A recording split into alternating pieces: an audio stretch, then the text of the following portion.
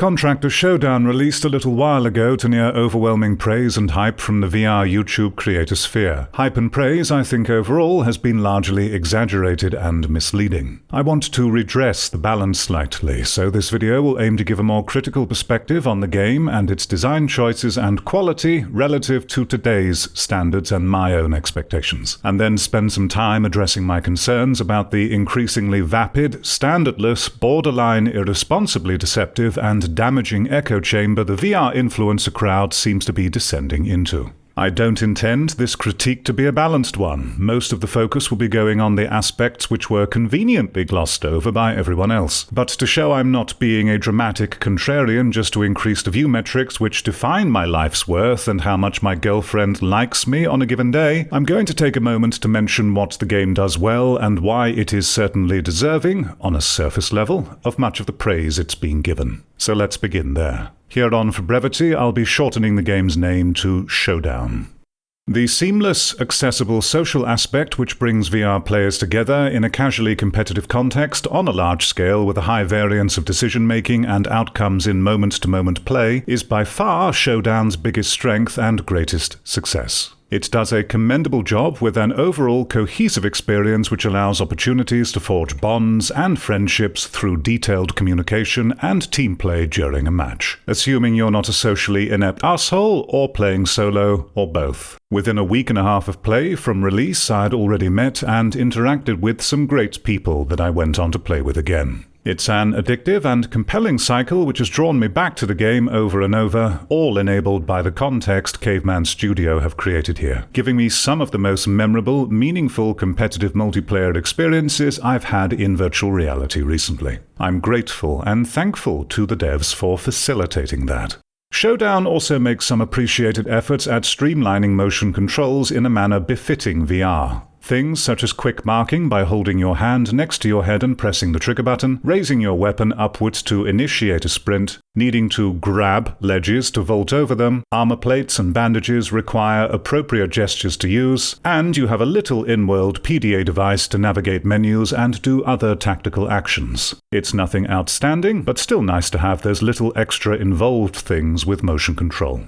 Showdown's gunplay also feels, on the surface, much improved with significantly more depth compared to its predecessor, Contractors. It continues the higher quality presentation with weapon handling and details, such as avoiding the pitfall of snapping your hand to parts of a weapon in a single frame in some cases, which is a particular pet peeve of mine in VR as it looks so bad in the headset when it does happen. And Showdown has the same consideration when grabbing other items too. It's a small touch that makes a big difference. Weapon recoil is strong at full auto, better rewarding trigger discipline. Bullets are no longer hit scan as they are in Contractors, and so they need you to account for velocity and drop over distance, adding much more skill to the equation. And there's also the lovely little intuitive and subtly immersive feature of seeing the remaining ammo and total reserves by a number that appears on the weapons magazine. Great stuff. It's a satisfying enough implementation all in all.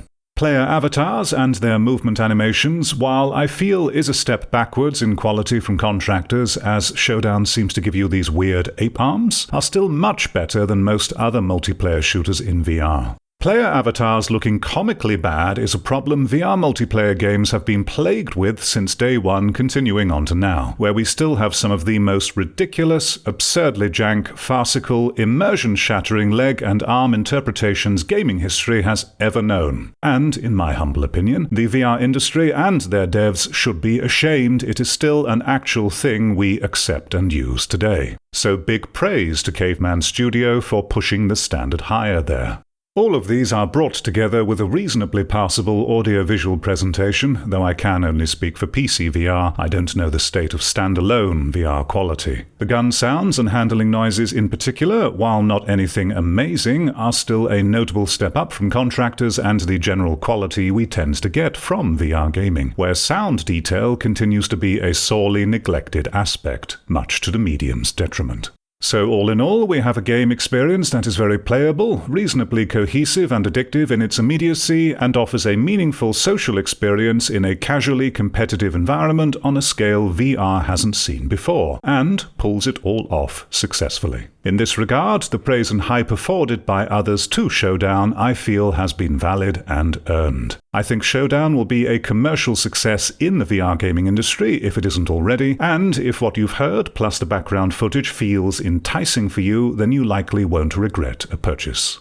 But, as I hinted at earlier, the success of these things are surface level and begin to break down when examined any deeper. And from what I can tell, practically every other larger VR influencer who reviewed or showcased Showdown didn't go any further than the surface when informing you about this game. We'll talk about that in a while. Showdown will be a success within the VR industry in isolation, but it's not a success for the VR industry, in my opinion. I don't believe anyone who isn't already sold and deeply entrenched in the medium will see this gameplay compared with a flat screen offering and find it interesting or compelling enough to justify an investment into VR. So it's time now to move the tone to a more critical one. Let's reset back through the positives I just mentioned a moment ago and look a little deeper into them.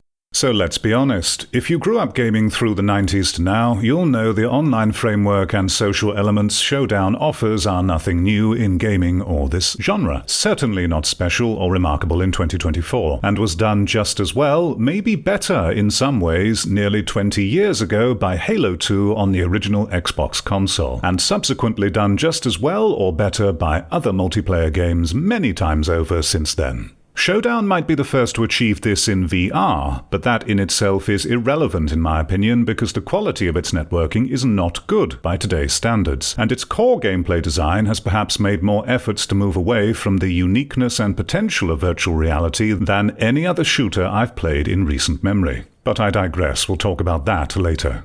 This game has some of the worst latency issues I've played in any multiplayer shooter for a long time, issues which severely compromise the multiplayer integrity. Players teleport around frequently because the netcode clearly can't keep up with the speed of movement the game offers, especially when performing sudden fast-moving actions like landing from parachuting or vaulting over obstacles. The delay between when you take damage versus when you see your attacker begin to even appear on your screen or hear their gunfire is extremely bad. I'm talking an average of what often feels like nearly half a second of delay. That is an eternity in multiplayer shooters. And if I'm being generous, maybe an average of 200 to 300 milliseconds minimum delay at nearly all times in typical gameplay, but often feels worse than this due to the aforementioned movement and traversal speeds exacerbating things. This kind of latency and delay is unacceptable for today's standards. If the latency times remain consistently high at this poor quality, then I predict it will inevitably push the only viable playstyle toward exploiting a massive peeker's advantage through mindless, hyper-aggressive play where flying around a corner at breakneck speeds enables you to spot, aim, and begin firing upon another player long before they see you appear on their screen. A connection exploit that will compound itself further as the player base dwindles over time, causing the overall pool of players per region to spread thinner, and the no-lifer sweats remain to make up most of a lobby.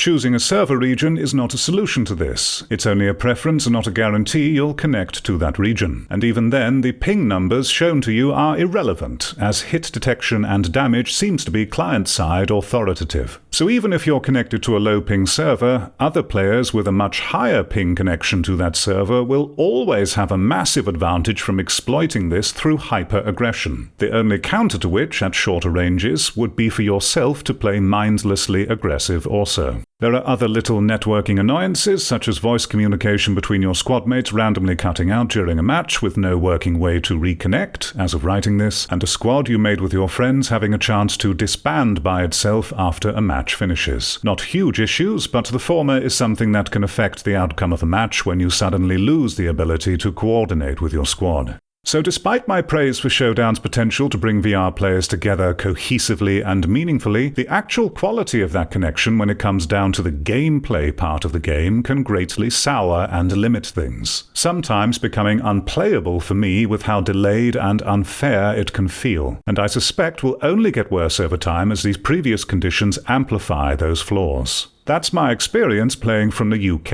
at least. Your mileage may vary. Overall, the networking leaves a lot to be desired, and I can't think of any reason this being a VR game should excuse the poor networking on offer here. The physical gestures for item interactions are nice, but are shoddily implemented and highly abusable as a result. It's common sense that animations for actions in a flat-screen game aren't only to convey the action you're doing. How long they take to happen is also a crucial gameplay balancing factor, something which I feel is intuitively understood by any casual player. As VR motion input typically doesn't have animations like this, then its equivalent balancing would be to require more strict precision and finesse to successfully perform important interactions. Something completely reasonable and attainable to design for with 6 degrees of freedom controls and full 3D perception. You would hope, then, that with the intricate freedom of motion controls combined with the immersion of VR, we'd likely see important actions take on subtle new details of interactivity during play in a manner suitable for the freedom of control we have, potentially adding more layers of skill expression and consequences beyond the tired old routines and tropes we have in flat screen. This is one of the main potentials that attracted me to virtual reality, at least. This is not the case in Showdown, though, which seems to show contempt for its own gesture controls with how cheaply lenient and abusable they are. The result is gameplay where actions can be performed so stupidly fast and recklessly with next to no consequences that it can look like a janky parody of the genre. Turbo bandaging with a waggle near your wrist, stupidly fast replenishing of armor plates, injectors teleporting into the body with a button press because apparently it's too hard to move your controller towards something in virtual space and hold it there. Not only does this stuff destroy any semblance of immersion and pacing, but it also just looks terrible as a viewer. I can't imagine that a person who's never played a VR shooter before seeing all this happen and thinking anything but how janky, crap, and cheap it looks compared to flat-screen animations, assuming they even have a chance to identify what the player is doing at all, with how fast everything can be done. This kind of design is not a good advertisement for the medium, or interesting in terms of gameplay interaction. If anything, such design sends the message that the motion controls are a shoehorned-in afterthought just to get out of the way ASAP so we can continue to point forward and click. You might argue these actions are a kind of skill check in and of themselves, an argument I disagree with. This behavior is no more than easy abuse of lazy design by moving your hand in the air back and forth in very simplistic, careless ways with barely any kind of finesse, timing, or finer precision. If Showdown's interaction design was applied to real life, it would look something like this. Nailed it.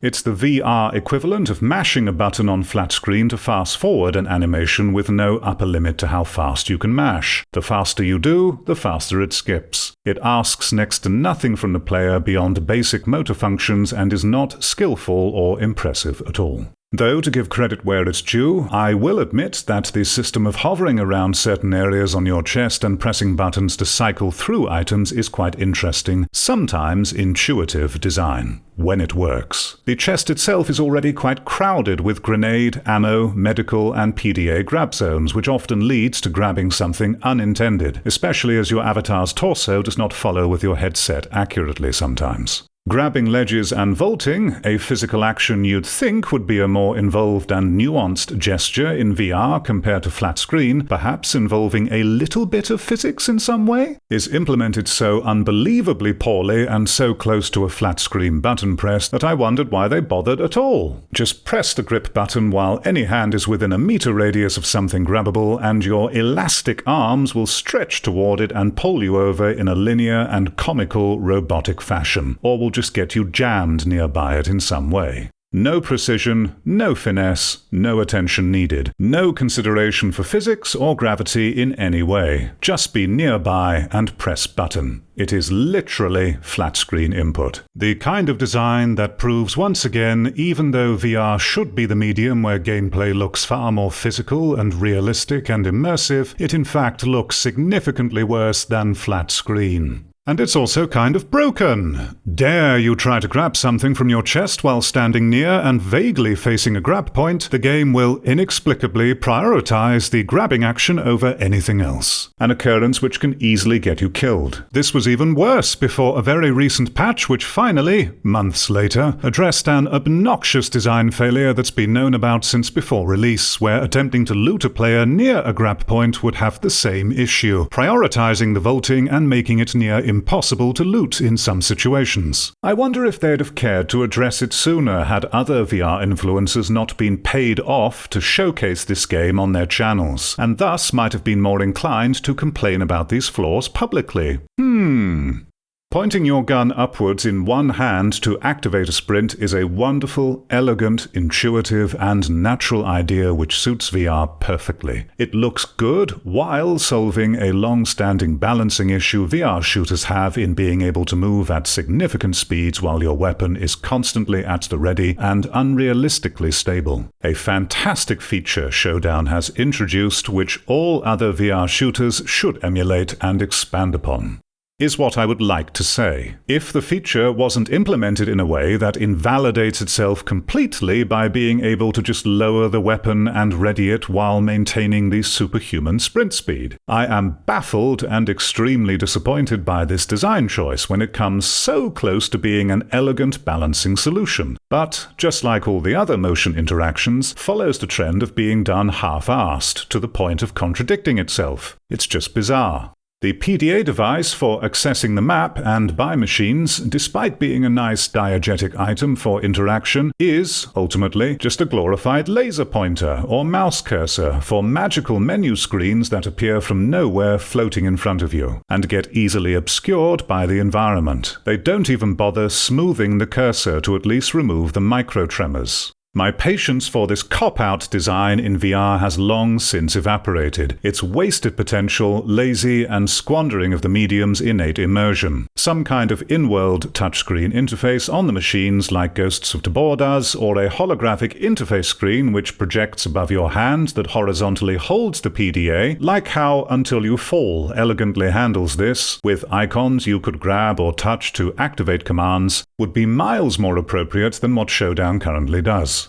I anticipate some players' counter-arguments to my suggestions would be that they are too inconvenient and require precious extra brain power and effort compared to a magical screen and laser pointer. And yes, that's true. But if you'd rather these things behave as close to flat-screen point-and-click as possible so you can have the minimum input and consideration possible with motion controls beyond pointing forward and clicking, then why are you playing in VR, a medium whose primary input follows and tracks our physical movements in the first place? Would be my response to that.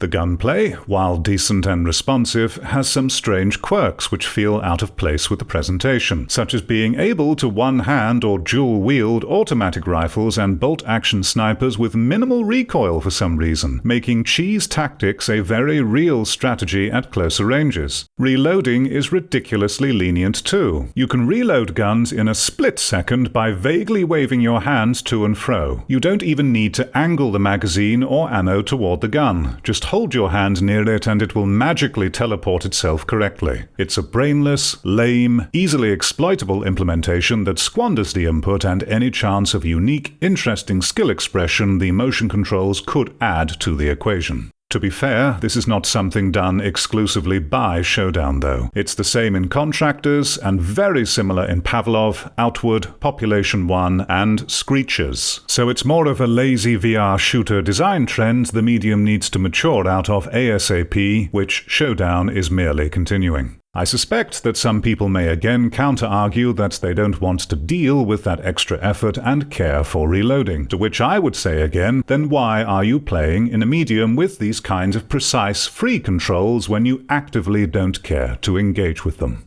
This kind of design is another case where I believe a non-VR player seeing this happen will very likely view it as laughable, janky, ridiculous, glitchy, unimpressive, and not something attractive to watch or aspire to, and certainly not immersive or interesting compared to flat screen, and will have them continue to dismiss the medium and not take it seriously. This is very sad, because the reality that may fail to dawn on many who are still not sold on VR are that the tiny details we all take for granted, such as being able to rotate and examine any held object freely and dynamically, or to dual-wield weapons and fire in completely independent directions, or that we can interact with other players' held objects, such as pulling out the magazines from their weapons, or even casually swap our dominant hand whenever we like, that these are are a revolution in gaming input by itself, and once realized, it becomes obvious and exciting how far we can take this input and the newfound freedoms to completely refresh and innovate so many areas of game design. But the kind of design we see here is not improving the perception of VR shooters in my opinion, and would be better served with some kind of middle ground between this and H3 VR's more precise reloading mechanics. On top of an extremely powerful virtual stock that significantly stabilizes your aim should you choose to use it, Showdown goes even further and includes a very real and strong aim assist feature which defaults to being activated for all players who are deliberately not informed their aim and tracking ability is being significantly automated for them, negating a player's need to fully engage with their own skill and ability with the gunplay design and its consequences. This ignorance is no doubt helped by the fact the feature has been deceptively named as scope stabilization. Going by name alone, this is something you'd reasonably want to keep on, but is actually doing a lot more than just stabilizing scopes. It's also magnetizing towards and attempting to stick your aim to the enemy. I strongly disagree with any form of aim assist and tracking being in a modern military-themed VR shooter like this. It sets a toxic and harmful precedent for the medium, and using Showdown I will go into detail why I feel this way in a separate video dedicated to the topic to be released a short time after this one. I believe you too should be pushing against this flat screen design crutch becoming a thing in VR if you care anything for the integrity of friendly competition and the immense satisfaction of natural skill improvement over time. I strongly encourage you to watch that video when I release it and give me a chance to convince you. I'll have it linked in the description when it goes live. The avatars and animations mostly escape criticism beyond petty grumbles which seem more like a limitation of the current tech and a lack of interest from devs in the industry to really solve the problem than anything else, so I've little else to say there.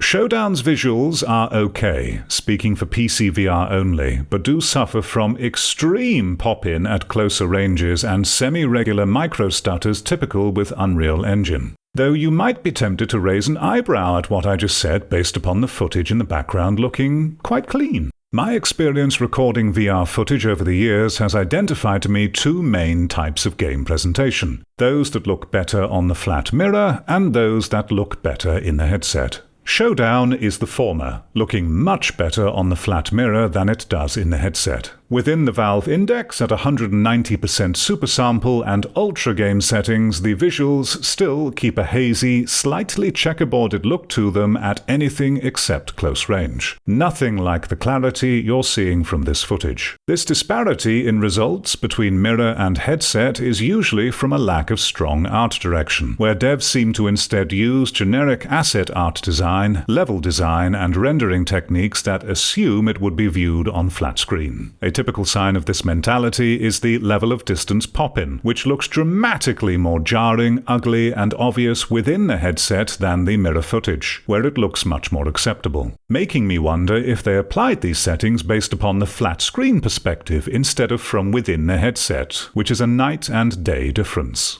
Screen space ambient occlusion is turned off because it's broken and has been since before release. Something that doesn't come through in the footage, but in the headset you'll see the shading effect here project out in front of their textures with a very distracting grid pattern behind them, but in the mirror it looks significantly better. Showdown's heads-up display, or HUD design, further demonstrates that its design philosophy is rooted firmly in the assumption it would rather be a flat-screen game than VR. Plastering text and pop-ups all over your field of view to the point that they actively obscure your aim on a semi-regular basis and clutter the view with completely unnecessary information. Text pop-ups that you're connected to a vending machine despite the fact there is already an obvious line connecting your avatar to the machine with a sound alert. Warnings that your gun is unbolted or ammo is low, because of course, why should a player have to pay attention to the audio-visual cues or dare to check the number on the magazine? The deploy parachute warning, which appears in two separate areas on the screen for some bizarre reason. The kill feed, which actively gets in your way and is even rendered inside of scope views. A large banner with the name of an area hovering in your view and lingering for way too long, which can also get in your way when trying to aim, and the useless little audio wave thing that pops up alongside any sound. These things should be relegated to appearing when using the PDA or just be removed entirely. Player markers, a tool that is supposed to be helpful, can paradoxically hinder and obscure what they're marking because of its inconsiderate design, making it more reliable to not mark precisely where you want, but instead nearby it and then explain vocally to your team where around the marker you're trying to highlight. The marker should instead fade to near completely transparent when your view gaze is centered nearby it to avoid this kind of clunkiness. While Showdown's audio sound effects has improved compared with Contractors, its implementation within the game can often fail at its job, and at worst get you killed because of its unclear and unreliable design. The parachuting wind sound effect persists and follows a player long after they've landed.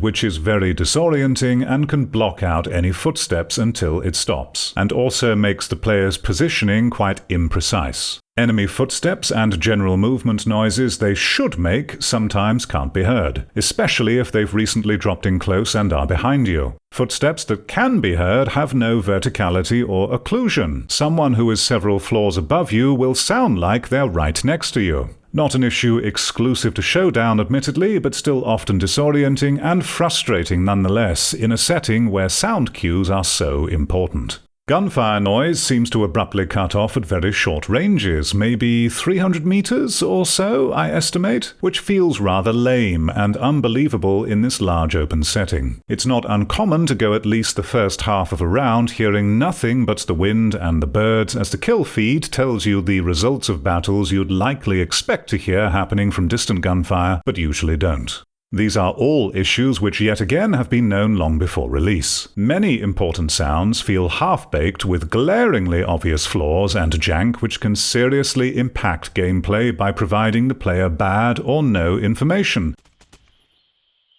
No, I can't turn around. That's the direction. Oh no, Mr. V, not you. You were so young.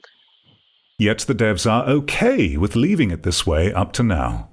I don't have anything to say about the map design itself. It's an area I have no sense for unless the faults are brain-dead obvious, so it wouldn't be right for me to critique it. What I will complain about, though, are things like the terrain collision not matching visually, something which has gotten me killed and lost me around, the ground morphing in front of you, and the floating foliage plus see-through rocks are crap to witness in the headset. This jank is all over the place, and I can only hope the level designer takes some pride in their work and goes back to clean things up. In fact, pretty much every aspect of the audio-visual presentation needs a significant polish pass in Showdown. But why bother doing that if the vocal minority player base and the content creators don't care, and are just happy to have something new to play? Presentation standards, expectations, and polish be damned, eh? Speaking of which, I now want to talk about the coverage of Showdown by VR media, specifically the YouTube content creator bubble. Overall, I think it's been absurdly hyped, and this trend with VR content creators has become toxic for the medium's growth. Showdown's coverage from the vast majority of larger creators who were, in most cases I found, sponsored, aka paid money, by the dev team to advertise and hype its release, at least those who actually disclosed it, leaves me with the impression that the VR content creator ecosystem is overwhelmingly a completely uncritical PR mouthpiece echo chamber at this point. Now, glorified advertisements masquerading as entertainment isn't anything new in media or for YouTube creators. So before I continue, I want to make it clear that I don't necessarily have an issue with a video being sponsored, even in cases where the subject matter and sponsor are the same, so long as it's fully disclosed and the content creator has a track record of being trustworthy, genuine, is of integrity, and clearly on the side of serving their audience's best interests first and foremost. Under those conditions, and knowing that the content is made with the knowledge it will actively influence and inform the sales of that product, sponsorships can be a great way to mutually benefit all parties. It benefits the viewer's trust that the sponsor shows confidence in their product, or at least have integrity by wanting to have this reputable, trustworthy influencer feature and critique them. It benefits the sponsor, who can gain more respect and goodwill from customers, especially if they can get a recommendation from the creator. But even if their conclusion is not so great, they can still garner positive public sentiment in the long-term big picture by showing humility and respect for honest feedback with a willingness to improve. And the benefits for the influencer are obvious. Money, drugs, and no, so long as they don't seem to be compromised or holding back compared to normal. And if something does seem wrong, regular viewers will sense it and publicly cast a shadow of doubt over the whole thing, as they rightly should. The general public's function as a scrupulous vanguard ensuring those with influence are behaving genuinely is in everyone's best long-term interest. Treat the public well and respectfully, and they return the same in kind. It's not rocket science. I think a recent video by Digital Foundry reviewing a laptop which was also sponsored by the manufacturer is a good example of this balance working for everyone. The channel's reputation means it can still be reasonably trusted, and they'd be quickly called out by viewers if something seemed amiss. Another great example is Linus Tech Tips, the gold standard of how to have integrity, actually care about your viewers whilst also being incredibly successful and respectful at the same time. All that being said, the potential pitfalls and corruption of sponsorship influence are ever present, so no matter one's reputation, when learning content is sponsored by the subject matter, we should, as viewers, always approach it with an extra level of healthy prudence. I hope this clarification has made my feelings clear on sponsorships. I do not condemn content by default for being sponsored, and I believe it can work for everyone if done with sincerity toward the consumer. I've felt for a long time now that there is a major cognitive dissonance going on with how VR experiences are being portrayed by content creators versus what they actually turn out to be in play. Showdown's coverage has been the tipping point for me to finally talk about this publicly. It's a dissonance which I feel is slowly, insidiously, greatly damaging the perception of VR while gradually pushing users away. When the average user who isn't an inexperienced, ignorant child or standardless NPC gets told that a VR game is the next level, ultimate, insane experience, only then to try it and find a janky, generic, usually incomplete and unpolished, poorly optimized, deeply mediocre offering that misses the point of VR entirely, as is often the case these days, when consistently faced with that level of disconnect between their experience and what they were told it was, this is gradually going to demoralize them to the point of apathy for the medium, its potential, and foster distrust for its representatives. And in the end, their headset will gather dust, they won't believe or trust the impressions they hear anymore, and they'll walk away.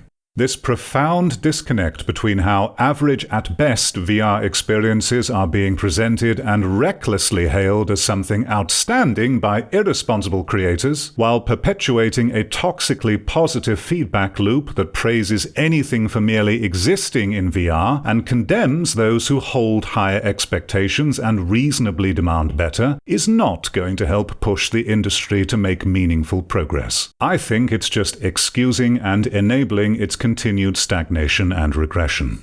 Relax, bro. It's just entertainment and is obviously not claiming to inform the viewer in a serious manner. And there's nothing wrong with it just being entertainment, you might say. And you're right, that in itself isn't a bad thing. But despite most of these larger channels cavorting themselves as just entertainment, they and other VR developers are well aware that with such a platform and popularity, viewers will, of course, naturally look to them for impressions and recommendations to influence their purchasing decisions. You might then say that perhaps the content creator already planned to showcase the game just like they did anyway, so the fact they got paid to do so is just a nice cherry on top. But this is where an observable lack of integrity and trust from VR content, further tainted by the sponsorship, casts a large shadow of distrust over everything.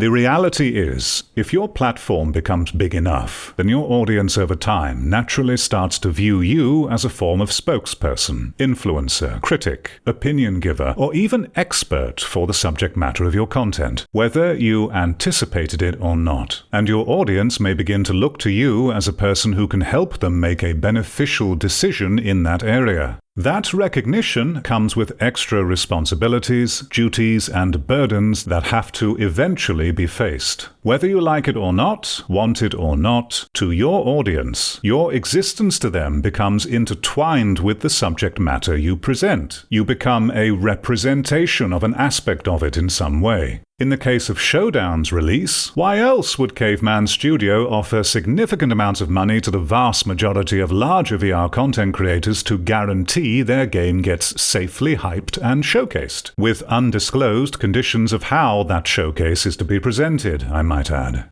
Wanting your product to be safely, uncritically promoted isn't a crime, though the ethics in Showdown's case are definitely questionable. My issue is that this entertainment is pretty much exclusively the only source of VR news, impressions, and state of the industry the user base has to inform them, and the ridiculous glowing praise afforded to Showdown from the creators it overtly paid off to hype it, while coincidentally evading any critique towards its glaring issues and lazy, disappointing design choices that feels like a disdain for the medium which hosts it, was too much for me to look past this time. This uncritical, self-aggrandizing echo chamber in VR gaming content is going to end up cannibalizing itself if this trend keeps up. In the case of the VR YouTuber bubble and Showdown, I'm calling it out this time because I feel VR content is in a unique position compared to the rest of gaming media. Unlike flat screen, VR gaming has scant few sources of genuinely constructive critical feedback being given publicly by its influencers. It is extremely difficult and sometimes outright impossible to find sincere, well-thought-out feedback that calls out bad or lazy design while incorporating a clear framework of standards and expectations based on reasonable levels of provably attainable quality. Unfortunately, as a viewer browsing through VR content today, you're almost guaranteed to be completely saturated by vapid, irresponsibly dishonest, cringe-inducing, keyword-laden hype videos and showcases, all done under the guise of entertainment that bombard you with the eerily similar message that every other VR game released is the next best experience that you just have to try, because it's the ultimate must-have, so good, amazing, insane, mind-blowing new VR game. Why is it an ultimate must-have, so good, amazing, insane, mind-blowing VR game? Who knows? It just is, because it exists. They sound excited, and they say so, okay? Don't think, and just follow what the voice says about how they feel that moment while they list off whatever basic gameplay features are there and ultimately say nothing of actual meaning or substance, or have any clear adherence to a level of quality or give you any original perspective that you can use to inform yourself with. This thing is great. It's amazing. Don't expect me to say why. I'm excited. You should be too. Don't ask me why. Just give me the views, the comments, and get swept up in my endless hype.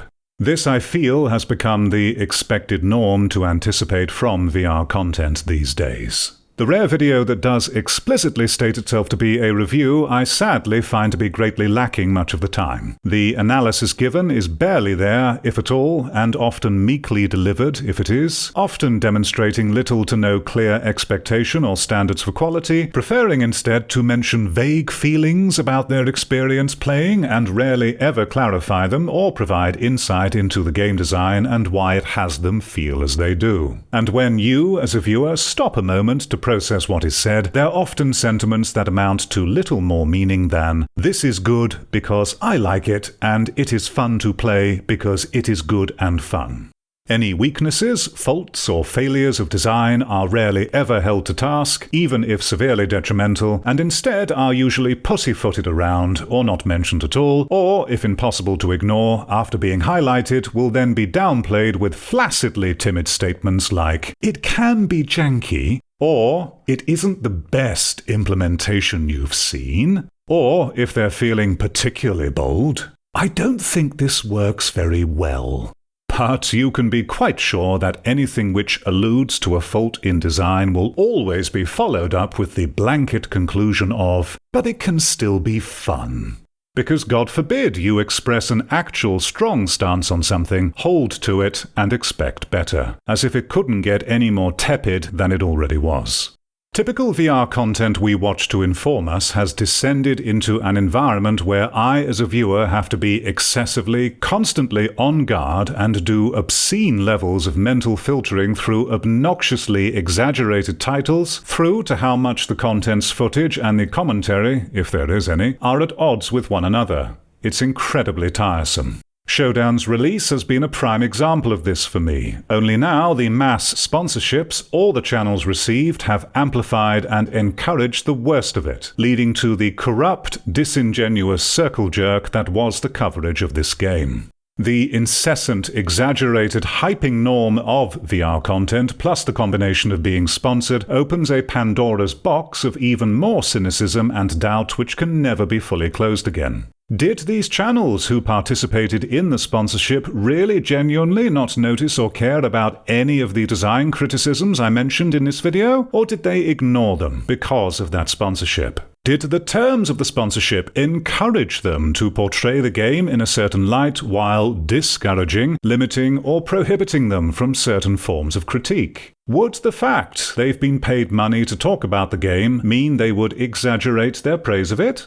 These are a few of the questions that come up in this situation. But even if one of those creators were to appear this very second and say to me that their hype and praise were completely genuine and they were allowed to critique whatever they wanted, but they had no issues with it, and then proceed to show me the terms of the sponsorship as proof of this, it still wouldn't matter.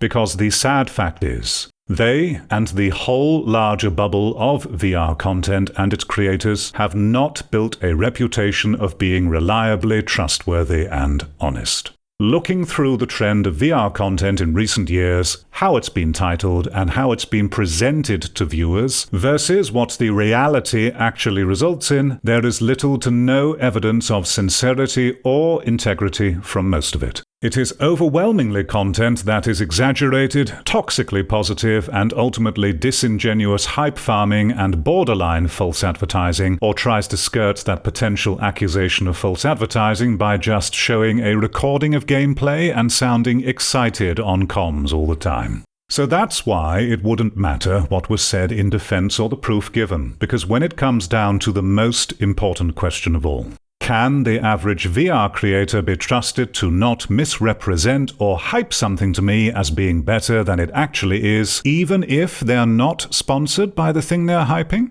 The answer to that is no. The history and evidence to suggest they would not do this to the viewer just isn't there.